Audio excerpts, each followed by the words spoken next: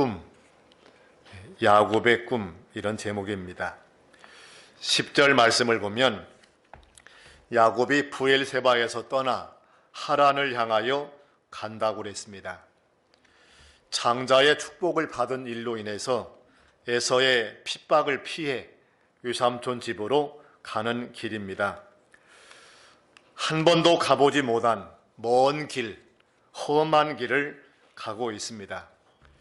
대략 800km쯤 떨어져 있는 곳이라고 하니까 아마 며칠 가야 되는 그 길이었을 것입니다. 야곱은 어디서 잠을 자야 되는지, 어디서 밥을 먹어야 되는지 대책이 없습니다. 하루하루 어렵고 힘든 고난의 길입니다. 외삼촌 집에까지 무사히 도착할는지 알 수 없는 길이고, 또 가서 무슨 일 만날는지 예측할 수 없는 그런 길입니다. 그 길을 가다가 11절 말씀해 보면 한 곳에 이르러서는 해가 졌다고 그랬습니다. 거기서 유숙하려고 그곳에 한 돌을 가져다가 베개로 삼고 거기 누워 자더니 들에서 해가 저물었습니다. 잠을 자야 되는데 집도 없고 어디 피할 만한 그런 안식처가 없습니다.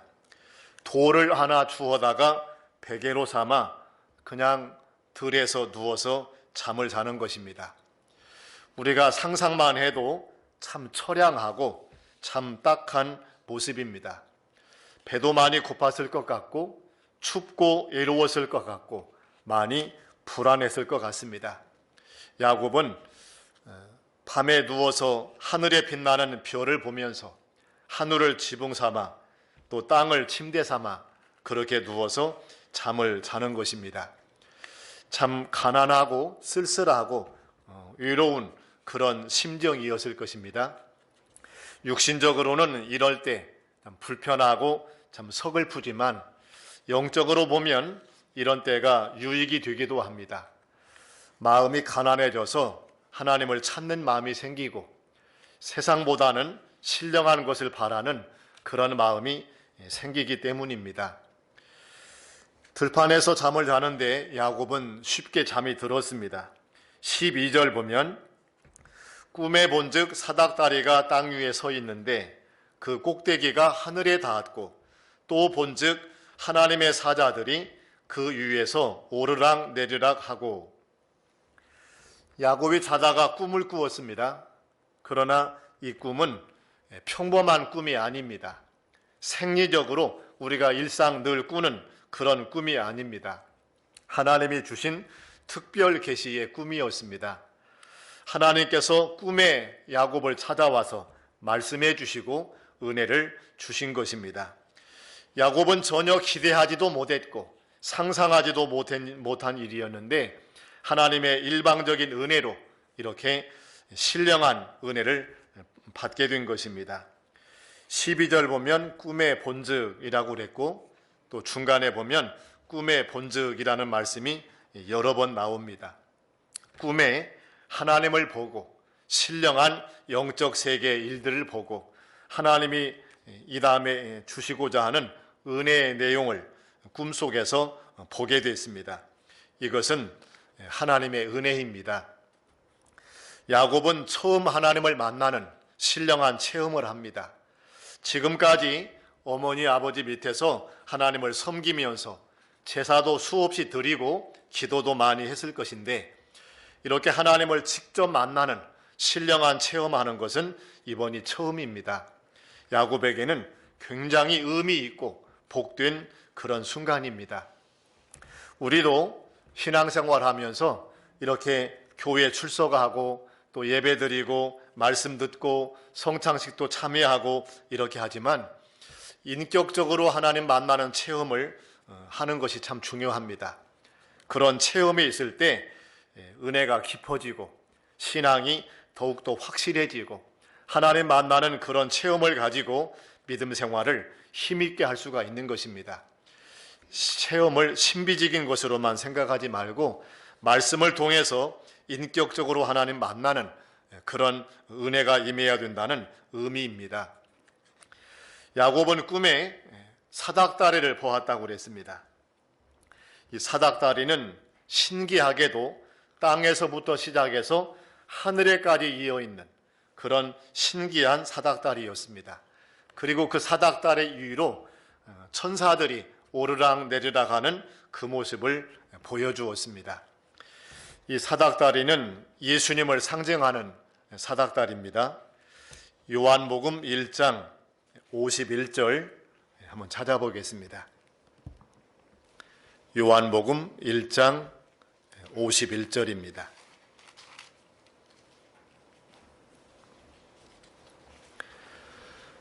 찾으셔서 우리 같이 읽겠습니다.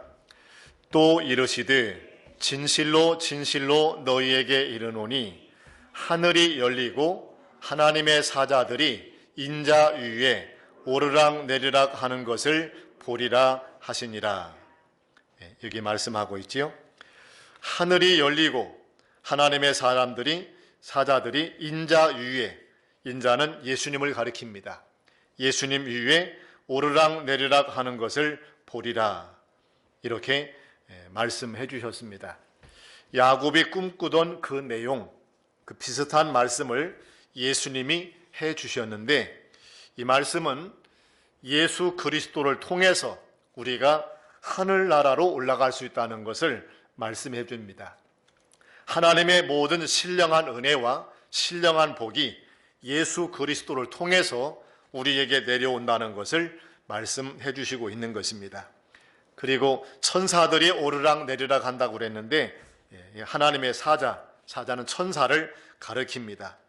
사닥다리 되시는 예수님 통해서 하나님과 교제하고 또 하나님과 신령한 교통을 하면서 은혜 받는 생활을 하게 될 것을 말씀을 해 주셨습니다.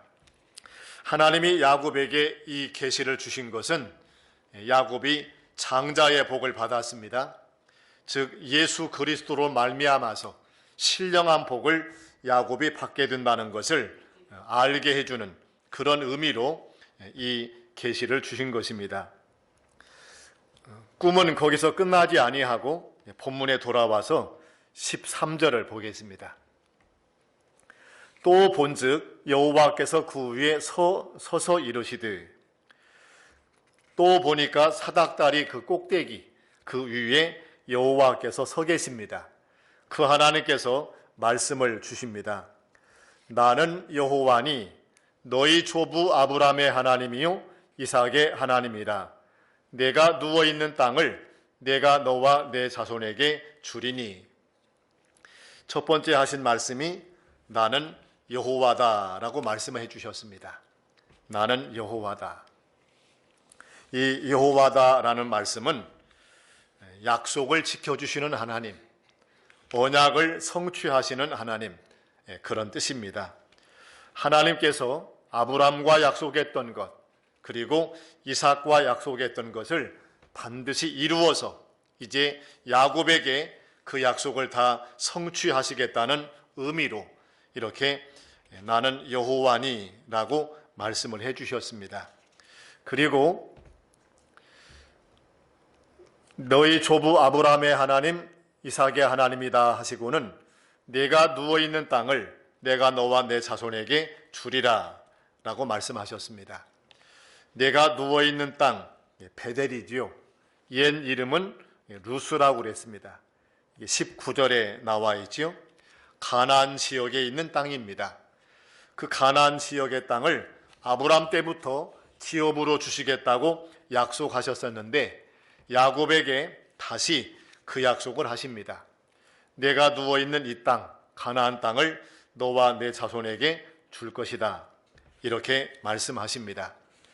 그 다음 14절을 보면 내 자손이 땅에 티끌같이 되어 내가 서쪽과 동쪽과 북쪽과 남쪽으로 퍼져 갈지며. 야곱의 자손이 티끌같이 많아질 것이라고 말씀합니다. 그래서 동서남북 사방으로 퍼져나가게 될 것이라고 말씀해 주셨습니다. 지금 야곱은 혼자 몸이지요. 아직 결혼도 안 했습니다. 신부감을 만나지도 못했습니다.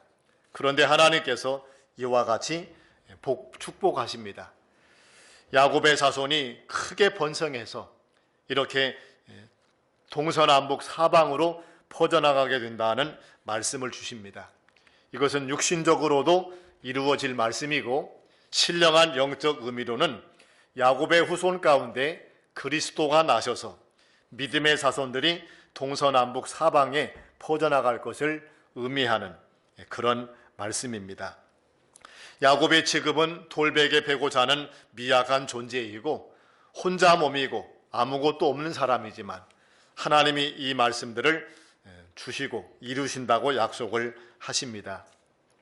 그 다음에 14절 끝부분에 보시면 땅의 모든 족속이 너와 내 자손으로 말미암아 복을 얻으리라, 복을 받으리라 말씀하십니다. 야곱 자손 가운데 그리스도가 나셔서 예수 그리스도를 통해서 땅의 모든 족속이 복을 받게 될 것이다, 이렇게 말씀해 주신 것입니다. 이 말씀은 우리가 좀 깊이 생각할 필요가 있습니다. 너와 내 자손을 통해서 땅의 모든 족속이 복을 받는다 하셨는데, 그렇게 되려면 야곱이 어떻게 살아야 됩니까? 복을 나누어 줘야 됩니다. 야곱이 복을 받아서 그 복을 쌓아두고 혼자만 누리려고 하면 다른 사람에게 전해지는 역할을 할 수가 없어요. 야곱이 다른 사람에게 복을 나눠주는 역할을 하고 또 전달하는 역할을 해야 야곱을 통해서 땅의 모든 사람이 복을 받게 되는 것입니다. 다시 말하면 야곱의 덕보는 사람이 많아져야 된다는 거예요. 이것이 야곱에게 준 복이라는 것입니다. 우리가 남의 덕보면서 남의 것을 얻어먹으면서 살면 그건 복이 아니에요. 하나님은 이렇게 베풀어주는 사람, 나누어주는 사람, 남에게 덕을 끼치는 사람, 이것이 복된 모습이라고 말씀합니다. 신명기 28장에도 꾸어줄지언정 꾸지 아니하며 라고 말씀을 하셨어요. 꾸어주는 것이 복이라고 말씀합니다. 베풀어 주는 것이 복이고 나누어 주는 것이 복이다, 그렇게 말씀을 하고 있습니다. 땅의 모든 족속이 나를 인하여 복을 받으려면 땅의 모든 족속에게 나누어 줘야 되지요. 많은 사람에게 나누어 주면 그만큼 큰 복의 사람이요, 세상 사람 전체에게 나눠주면 그만큼 큰 복의 사람입니다. 그와 같이 야곱을 큰 사람 되게 만드시고 많은 사람이 야곱의 덕을 보면서 살도록 그렇게 만들어 주시겠다고 말씀을 하시고 있습니다. 참 놀라운 은혜이고 놀라운 복입니다. 우리 개인도 이와 같이 남에게 주는 사람, 다른 사람이 나 때문에 복을 받는 그런 사람들이 많아져야 그게 복이겠고요. 교회적으로도 우리가 다른 교회를 도와주는 교회가 되면 우리 교회가 복된 교회가 되는 겁니다. 도움 받으면서 지내는 것이 복이 아니고 도와주는 교회가 되어야 그게 복인 것이에요.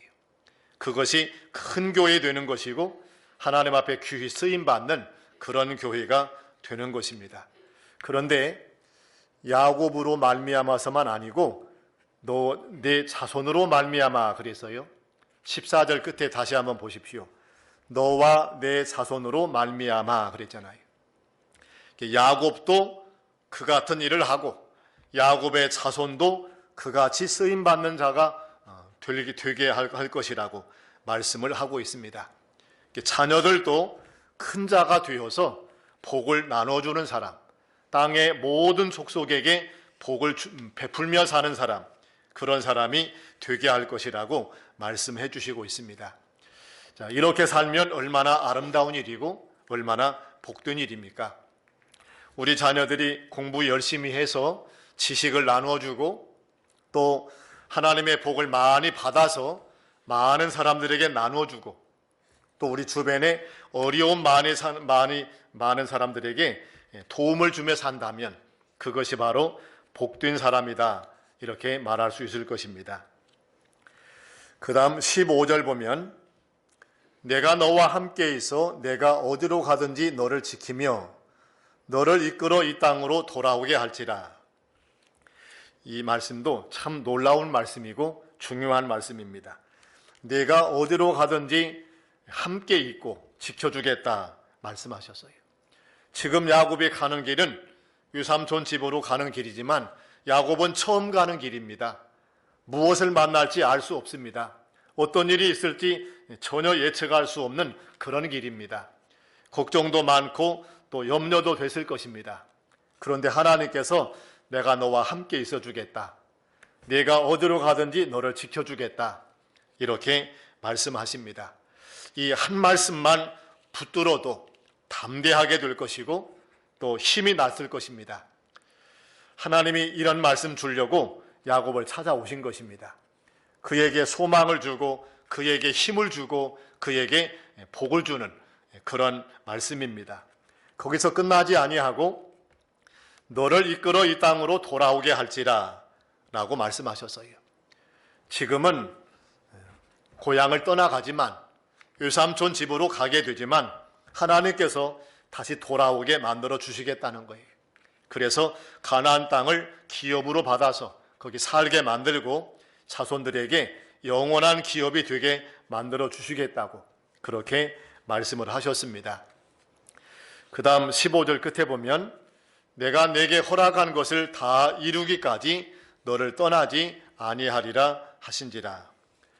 하나님께서 스스로 약속하시고 그 약속을 하나님 스스로 다 이루시겠다고 하나님께서 말씀을 하셨습니다. 참으로 은혜로운 말씀이고 복된 약속입니다. 야곱은 하나님의 이 말씀을 붙들고 참 은혜를 받고 큰 힘을 얻었습니다. 야곱이 복받을 만한 선한 일을 한 것이 없습니다. 또 믿음으로 산 것도 그렇게 없습니다. 아버지 속이고 형 에서를 속이고 장자의 축복을 받고 지금 도망가는 그런 신세입니다. 어찌 보면 죄짓고 도망가는 그런 처지인데 하나님께서 그 야곱에게 찾아오셔서 이렇게 계시도 주시고 위로도 주시고 소망도 주시고 약속의 말씀도 주셨습니다. 일방적인 은혜를 베푸시고 일방적인 복을 주신 것입니다. 참으로 놀라운 은혜입니다. 여기까지가 야곱이 꿈꾼 것입니다. 하나님께서 야곱의 꿈에 찾아오셔서 이 같은 말씀을 주셨어요. 구약시대는 성경이 다 완성되기 전이기 때문에 하나님이 하나님의 뜻을 알려주실 때에 이렇게 특별한 방법을 사용을 하셨습니다. 때로는 꿈을 통해서 말씀하기도 하시고 때로는 음성을 직접 들려주는 그런 방법으로 계시를 주기도 하고 때로는 기적과 권능을 베풀어서 하나님의 뜻을 알리기도 하시고 어떤 때는 우림과 둠밈으로 어떤 때는 천사를 사람 모양으로 나타내시는 그런 방법으로 여러 가지 방법으로 하나님의 뜻을 알려주셨습니다. 요셉이 꿈꾼 것도 그런 것이고요. 바로 왕이 꿈꾼 것도 하나님의 특별 계시입니다. 그런데 지금은 신구약 성경이 다 완성이 되어서 하나님이 모든 뜻을 성경에 다 기록을 해놓았습니다. 지금은 구약시대와 같이 이런 방법으로 계시하지는 않습니다. 오늘날 우리가 꾸는 꿈은 하나님의 특별 계시가 아닙니다. 그러므로 너무 꿈에 의지하지 말고 꿈에 치우쳐서 꿈에 매달려 사는 것은 옳지가 않습니다. 에베소서 3장 5절 한번 보겠습니다. 에베소서 3장 5절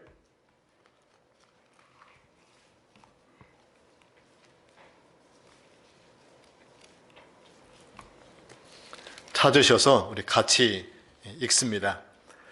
이제 그의 거룩한 사도들과 선지자들에게 성령으로 나타내신 것 같이 다른 세대에서는 사람의 아들들에게 알리지 아니하셨으니. 구약 시대에는 선지자들에게, 또 신약 성경을 기록할 때는 사도들을 통해서 성령으로 하나님의 계시를 나타내셔서 기록하게 하셨어요. 그런데 성경이 다 완성된 그 이후 다른 세대에는 그렇게 알리지 않는다라고 말씀하십니다. 지금은 하나님께서 그런 방법으로 계시를 주시지 않아요. 기록된 성경 말씀이 하나님의 계시고, 하나님의 뜻을 찾으려고 하면 성경을 읽으면 하나님의 뜻을 찾을 수 있습니다. 성경에 기록된 모든 말씀이 하나님의 특별 계시고 하나님이 우리에게 주신 하나님의 뜻이에요. 이렇게 계시로 하나님의 말씀을 들은 야곱, 이제 잠을 깹니다. 본문에 돌아가서 16절을 보겠습니다. 야곱이 잠이 깨어 이르되 여호와께서 과연 여기 계시거늘 내가 알지 못하였도다. 야곱이 꾼 꿈은 특별 계시라고 그랬지요. 야곱은 진짜 꿈에서 하나님을 만났습니다. 야곱에게 있어서 꿈과 현실이 하나로 연결이 됐어요. 꿈에서 환상을 봤지만 그것이 현실로 이어지는 그런 특별한 계시고 그런 은혜였습니다. 야곱은 이렇게 꿈에서 깨어난 다음에 이런 고백을 합니다. 여호와께서 과연 여기 계시거늘 내가 알지 못하였도다. 하나님이 여기 계신데 이걸 몰랐구나 라고 하면서 감탄을 합니다. 자, 여기 계신데 라는 말은 내 옆에 계신데 그런 말이죠. 하나님이 내 옆에 계신데 몰랐다라는 것입니다. 또 한 가지는 이 광야, 들판에서 돌베개 베고자 하는 이 자리에 하나님이 계신데 몰랐다라고 말하고 있는 것입니다. 하나님은 온 천지에 계십니다. 안 계신 곳이 없이 어디에나 다 계시다고 그랬습니다. 다만 우리가 그것을 느끼지 못하고 깨닫지 못하고 살아갈 뿐입니다. 그런데 야곱에게 특별히 꿈을 통해서 계시하시고 찾아와 주시니까 야곱을 그걸 깨달은 것입니다. 하나님이 이 자리에도 계시구나. 하나님이 이 들판에도 계시구나. 하나님이 내 옆에 계시구나. 이 사실을 깨달아서요. 그리고 그는 정신이 번쩍 들었습니다. 하나님을 만나는 신기한 체험을 한 것입니다. 그리고 한 말이 무엇입니까? 17절 말씀을 보면 이에 두려워하여 이르되 두렵도다 이렇게 외칩니다. 두렵도다. 왜 두렵습니까? 하나님이 곁에 계시기 때문이에요. 자, 우리도 이걸 깨달아져야 됩니다. 하나님이 내 곁에 계신다. 하나님이 나를 지켜보고 계신다. 하나님이 나와 함께 계신다. 이것이 깨달아져야 됩니다. 이게 깨달아지면 야곱처럼 두려움을 느끼게 됩니다. 하나님이 다 보고 계시고 내 옆에서 살피고 계시기 때문에 얼마나 긴장되겠습니까? 하나님 의식하며 살아갈 때 얼마나 두렵겠습니까? 행동 하나도 조심스러울 것이고요. 말 한마디도 삼가 조심하면서 하게 될 것입니다. 태도가 경건해질 것입니다. 이것이 다른 말로 하면 경외심이에요. 경외심. 하나님을 향한 두려운 마음 가지는 겁니다. 이 경외심이 있는 것이 믿음이고 이것이 이제 신앙생활로 표현될 때 예배인 것입니다. 이 경외심과 반대는 뭐냐면 불경건, 다른 말로 하면 방자한 것이지요. 부패하고 방자한 것. 하나님을 의식하지 않고 하나님이 안 계시다라고 생각하면 사람의 삶이 타락하게 되고 방자하게 됩니다. 함부로 막 사는 거예요. 말도 아무 말이나 막 해버리고 행동도 아무렇게나 하고 모든 생활도 죄도 거침없이 짓고 그렇게 살면서 부패하고 타락한 생활을 해나가게 됩니다. 이스라엘 백성들이 금송아지 만들고 우상 숭배했을 때 하나님이 하신 말씀이 그겁니다. 이 백성들이 방자하다, 심히 부패했다, 그렇게 꾸짖고 책망하셨어요. 하나님이 안 계신 것처럼 행동한다는 겁니다. 하나님 모르는 불신앙의 사람들은 그렇게 살아요. 하나님은 없다. 하나님이 어디 계시냐? 보기는 뭘 보냐? 알기는 뭘 아냐? 심판은 무슨 심판이냐? 그러면서 거침없이 악을 행하고 하고 싶은 대로 다 하면서 삽니다. 그건 불신앙입니다. 방탕이며 타락입니다. 성도에게는 하나님 두려워하는 이 마음이 있어야 돼요. 하나님이 내 곁에 계시다. 하나님이 나를 지켜보고 계신다. 나와 함께 하신다. 그러면서 두렵도다, 이 의식을 가져야 됩니다. 그래서 말도 행동도 생활도 삼가 조심하는 그 마음을 가지는 것입니다. 이것이 믿음입니다. 신명기에 보면 성경 배우는 이유가 어디에 있는가? 여호와 경유함을 배우기 위함이라고 그랬어요. 신명기 4장 10절 한번 찾아보겠습니다. 신명기 4장 10절.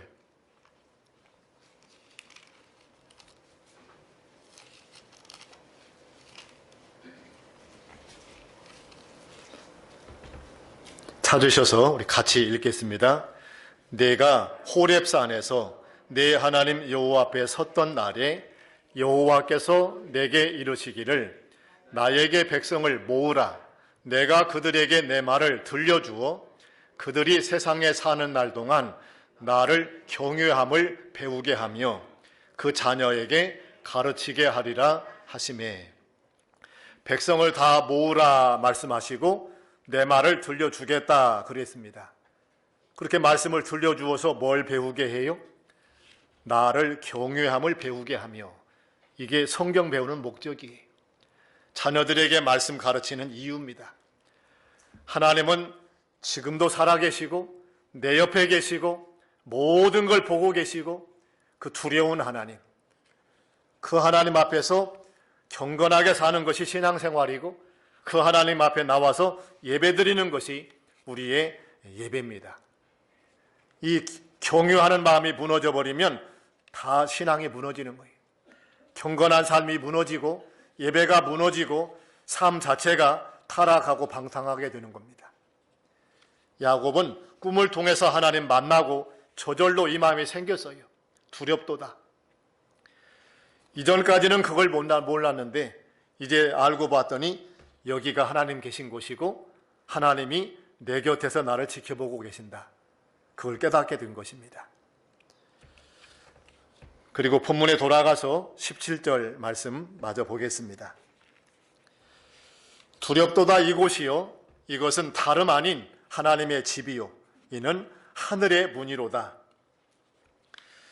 야곱이 베개를 베고 잤던 그 자리, 그곳을 하나님의 전이요 하늘의 문이다 라고 말했습니다. 하나님이 계신 전, 또 하늘 문이 열리고 사닥다리가 하늘에 닿아 있는 곳이기 때문에 하늘 문이다, 그렇게 말한 것입니다.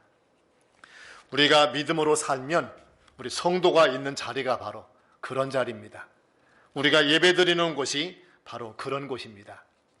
하나님 만나는 자리고 하나님의 은혜를 경험하는 그런 자리가 되어야 할 것입니다. 18절 보겠습니다. 야곱이 아침에 일찍이 일어나, 꿈속에서 하나님 만난 다음에 야곱은 정신이 번쩍 들고요, 아침에 일찍 일어나서요, 머뭇거릴 그런 상황이 아니지요. 게으름 피우면서 늦잠 잘 그런 형편이 아닙니다. 전과 다른 긴장감을 가지고 감동을 가지고 기쁨 속에서 하루를 시작을 하는 것입니다. 일어나서 뭐 했습니까? 베개로 삼았던 돌을 가져다가 기둥으로 세우고 그 위에 기름을 붓고 그곳 이름을 베델이라 하였더라. 베개로 삼았던 돌을 가져다가 기둥 세웠습니다. 돌을 기둥으로 세운 것은 야곱의 마음속에 결심을 한 것입니다. 하나님 만난 징표로 굳은 결심을 하고 하나님이 주신 약속의 말씀 붙들고 살아가겠다, 믿음을 지키겠다, 결심하며 각오하며 돌 기둥을 세운 것입니다. 그리고 거기에 기름을 부었습니다. 헌신을 다짐하며 믿음의 굳은 의지를 하나님 앞에 보인 것입니다. 꿈속에서 하나님 말씀 듣고 이와 같이 기둥 세운 것, 오늘 우리에게 적용하면 말씀 들은 다음에 우리가 결심이 있어야 된다는 것이지요. 말씀대로 살겠습니다. 말씀 붙들고 순종하겠습니다. 말씀대로 믿음 지키겠습니다. 결심을 가져야 됩니다. 그래야 열매가 맺고 그래야 변화를 받습니다. 야곱은 거기서 끝나지 아니하고 서원합니다. 20절부터 22절까지 보면 야곱이 서원하여 이르되, 세 가지 서원을 하는데 결심하고 거기서 끝나지 아니하고 하나님 앞에 약속을 했어요. 특별한 서원까지 했습니다. 우리가 종종 서원하는 것은 필요합니다. 보통은 어려움 당할 때 서원을 많이 합니다. 몸이 아픈 사람이 하나님이 고쳐주시기만 하면 이제 남은 인생은 하나님께 바치겠습니다. 그런 소원도 하고요. 사업에 큰 어려움을 만난 사람이 하나님이 축복해 주시면 이제는 믿음을 지키면서 주를 위해서 살아가겠습니다. 그런 소원하는 사람들도 있습니다. 소원이 있어야 신앙의 열매를 맺고 또 은혜를 유지하는 그런 길로 갈 수 있습니다. 야곱은 세 가지 서원을 했지요. 하나는 하나님이 나와 함께 계셔서 내가 가는 이 길에서 나를 지키시고 먹을 떡과 입을 옷을 주시어 내가 평안히 아버지 집으로 돌아가게 하시오면 여호와께서 나의 하나님이 되실 것이요. 이것이 첫 번째입니다. 여호와께서 나의 하나님이 되실 것이요. 하나님을 나의 하나님으로 믿고 섬기겠다고 결심을 하고 서원을 했습니다. 하나님이 나의 하나님이 되시는 것, 이게 중요합니다. 그냥 아브라함의 하나님, 이삭의 하나님, 거기서 끝나면 안 됩니다. 하나님이 야곱의 하나님도 되셔요. 오늘 우리도 하나님이 나의 하나님이 되셔야 됩니다. 그래야 진정한 복의 사람입니다. 두 번째는 22절에 내가 기둥으로 세운 이 돌이 하나님의 집이 될 것이요. 계시를 받은 다음 돌을 기둥으로 세웠지요. 그 돌이 하나님의 집이 될 것이다 라고 서원을 했습니다. 영적 성전 짓겠다는 것입니다. 믿음으로 하나님을 위해서 일생을 바치며 살아가겠다는 것입니다. 세 번째는 22절 끝에 보면 하나님께서 내게 주신 모든 것에서 10분의 1을 내가 반드시 하나님께 드리겠나이다. 11조를 드리겠다고 서원을 했습니다.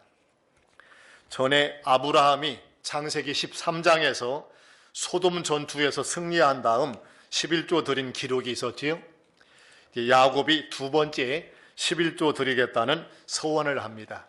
율법 주시기 이전에 이미 믿음의 조상들이 아브라함 때부터 야곱 때부터 11조 드리는 생활을 했습니다. 야곱은 이와 같이 세 가지 서원을 했어요. 하나님께서 나의 하나님이 되실 것이요, 이 돌이 하나님의 집이 되실 것이요, 10분의 1을 반드시 하나님께 드리겠습니다. 이렇게 서원을 하면서 그 신앙의 열매 맺는 그런 생활을 해 나갔습니다. 중요한 것은 우리가 은혜 받은 다음에 결심을 해야 된다는 겁니다.